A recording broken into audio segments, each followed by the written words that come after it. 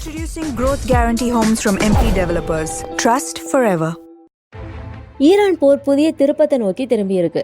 இந்த போரால பொருளாதார ரீதியாகவும் வர்த்தக ரீதியாகவும் அதிகம் பாதிக்கப்பட்ட சவுதி அரேபியா, ஐக்கிய அரபு அமீரகம், கத்தார், பஹ்ரைன், குவைத் ஆகிய நாடுகள் அமெரிக்காவுக்கு எதிராக திரும்பியிருக்காங்க. இந்த 5 நாடுகள் தான் ஈரான் போர்ல அமெரிக்க அரசுக்கும் அமெரிக்க இராணுவத்துக்கும் பக்கபலமா இருந்துச்சு. ஆனா தற்போது எல்லாமே தலைகீழாக மாறினதுனால அமெரிக்கா மொத்தமாக வளைகுடாவை விட்டு வெளியேற வேண்டிய ஒரு கட்டாயத்துக்கு தள்ளப்பட்டுள்ளதாக வாஷிங்டன் போஸ்ட் தெரிவிச்சிருக்கு. மத்திய கிழக்குல பல தசாப்தங்களாக நிலவி வந்த புவிசார் அரசியல் சமநிலையை இந்த போர் முழுமையாக மாற்றி அமைச்சிருக்கு. இதுவரைக்கும் அமெரிக்காவோட பாதுகாப்பு வளையத்தை மட்டுமே நம்பி இருந்த வளைகுடா நாடுகள் தற்போது தங்களோட நாட்டோட பொருளாதார மற்றும் வர்த்தக பாதுகாப்பை உறுதி செய்ய மாற்று பாதைகளை தேட தொடங்கியிருக்காங்க.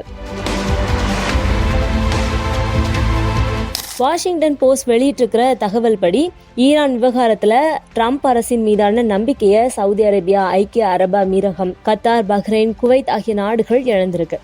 ஈரான் போர் விவகாரத்துல அமெரிக்கா ஒரு நிலையான நிலைப்பாடு இல்லாம மாறி மாறி முடிவுகளை எடுத்து போர் சூழ்நிலையை மோசமாக்கி வருது அப்படின்னு ஒட்டுமொத்த வளைகுடா நாடுகளும் ட்ரம்ப் அரசுக்கு எதிராக திரும்பியிருக்காங்க. அது மட்டும் இல்லாமல் சவுதி அரேபியா, ஐக்கிய அரபு அமீரகம், கத்தார், பஹ்ரைன், குவைத் ஆகிய நாடுகள் தங்களோட நாட்டில் இருக்கிற அமெரிக்க இராணுவ கட்டமைப்புகளுக்கான அனுமதியை ரத்து செய்யவும் திட்டமிட்டு வருவதாக வாஷிங்டன் போஸ்ட் தெரிவிச்சிருக்கு. வளைகுடா நாடுகள் அமெரிக்கா மீதான நிலைப்பாடு குறித்து பேசும்போது ஈரான் மீதான போரை ட்ரம்ப் தான் தொடங்கினாரு, ஆனா இதற்கான விலையை நாங்க கொடுத்துட்டு இருக்கோம் அப்படின்னு கோவத்தோட உச்சியில தெரிவிச்சிருக்கு. வளைகுடா நாடுகள் மத்தியிலான நட்புறவுல விரிசல் ஏற்பட்டுச்சு. ஒபெக் அமைப்புல இருந்து ஐக்கிய அரபு அமீரகம் வெளியானது பெரும் அதிர்ச்சியையும் ஏற்படுத்தியிருக்கு.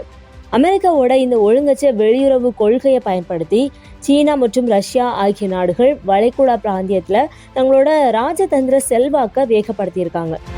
குறிப்பா ஈரான் மற்றும் அரபு நாடுகளுக்கு இடையில மத்தியஸ்தம் செய்யறதுக்கு சீனா முன்வந்துள்ளதும், சவுதி அரேபியா தன்னோட அமைதி பேச்சுவார்த்தைகளுக்கு மாற்று நாடுகளை நாடுறதும் அமெரிக்காவுக்கு பெரும் பின்னடைவாகவே பார்க்கப்படுது. அமெரிக்கா, ஈரான், இஸ்ரேல் போர்ல வளைகுடா நாடுகள் தேவையில்லாம சிக்கி இருக்குது. இந்த சிக்கலை ட்ரம்ப் தீர்க்க முடியாத நிலைமையிலையும் இருக்காரு. மேலும் ஈரான் போர்ல ட்ரம்போட முடிவுகள் மிகவும் ஒழுங்கற்ற முறையிலையும் கணிக்க முடியாத நிலையிலையும் இருக்குது அப்படின்னும் வளைகுடா நாடுகள் குற்றம் சாட்டியிருக்காங்க. இதனால வளைகுடால அமெரிக்க இராணுவம் இருக்கிறது எங்களுக்கு பாதுகாப்பற்ற ஒரு சூழ்நிலையை உருவாக்கி இருக்கு.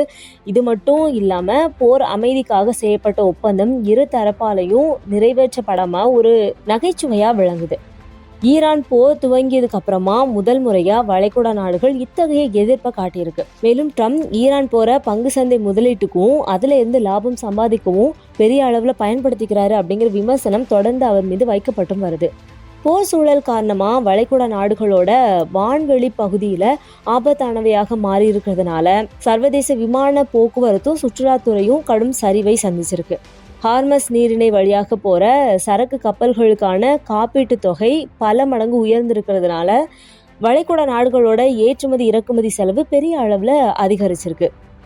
ஸோ முதலீட்டாளர்களுக்கான பயம்னு பார்த்தோம்னா வளைகுடா பகுதியை பாதுகாப்பான முதலீட்டு மையமாக பார்த்த சர்வதேச நிறுவனங்கள் தற்போது தங்களோட முதலீடுகளை திரும்ப பெறவோ அல்லது தற்காலிகமாக நிறுத்தவோ யோசிச்சுட்டு வராங்க. ஈரான் போர் நாளுக்கு நாள் மோசம் அடைஞ்சு வர்றது மட்டும் இல்லாம தொடர்ந்து உலக நாடுகளோட பொருளாதாரம், வர்த்தகம் அனைத்தும் பாதிக்கப்பட்டும் வருது. ஒரு பக்கம் ஈரான், ஓமன் மத்தியில ஹார்மஸ் வழித்தடத்தை எப்படி இயக்குறது அப்படிங்கிறது குறித்து பேச்சுவார்த்தை எவ்விதமான கருத்து வேறுபாடும் இல்லாம தொடர்ந்து நடந்து வருது. இதே மாதிரி ஹார்மஸ்ல சரக்கு கப்பல்கள் எப்படி எந்த வழியில வரணும், போகணும் அப்படிங்கிறது குறித்து முடிவு செய்யப்பட்டு விரைவில் இதற்கான வரைபடம் வெளியிடவும் தயாராகி வருது.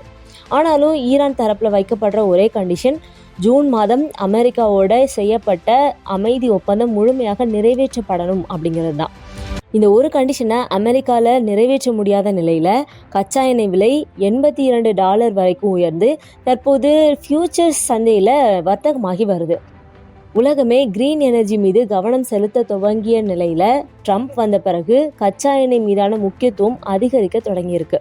ஒட்டுமொத்தத்துல வளைகுடா பிராந்தியத்துல அமெரிக்கா பல ஆண்டுகளாக கட்டி எழுப்பிய இராணுவ மற்றும் அரசியல் ஆதிக்கம் தற்போது கடுமையான நன்மதிப்பு சிக்கலை சந்திச்சிருக்கு. ஜூன் மாத அமைதி ஒப்பந்தத்தை அமெரிக்கா முழுமையாக செயல்படுத்த தவறுனா கச்சா எண்ணெய் விலை மேலும் உயர்ந்து உலகளாவிய பணவீக்கத்தை உருவாக்கும் ஆபத்தும் இங்கே இருக்குது. வளைகுடா நாடுகளோட இந்த தீர்க்கமான முடிவு அமெரிக்க வெளியுறவு கொள்கையில் ஒரு மிகப்பெரிய வரலாற்று திருப்பு முனையாக அமையும் அப்படிங்கிறதுல சந்தேகம் இல்லை. Subscribe to One India and never miss an update.